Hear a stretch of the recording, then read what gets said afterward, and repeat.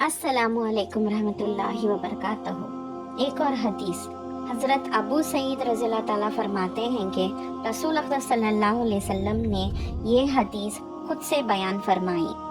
अल्लाह ताला का ये फरमान है, जिस शख्स को कुरान शरीफ की मशगूली की वजह से ज़िक्र करना और दुआएं मांगने की फुर्सत नहीं मिलती, मैं इसको दुआ मांगने वालों से ज़्यादा अता करता हूँ।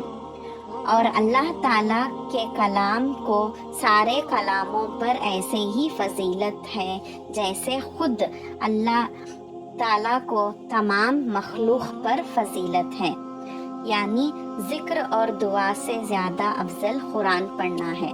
सुभान अल्लाह। ऐसे ही अच्छी अच्छी हदीसों को जानने के लिए मेरे वीडियो को लाइक कीजिए, शेयर कीजिए और कमेंट्स कीजिए। मेरे चैनल को सब्सक्राइब करना मत भूलें। दुआओं में याद रखें। जज़ाकल्लाहु खैरा।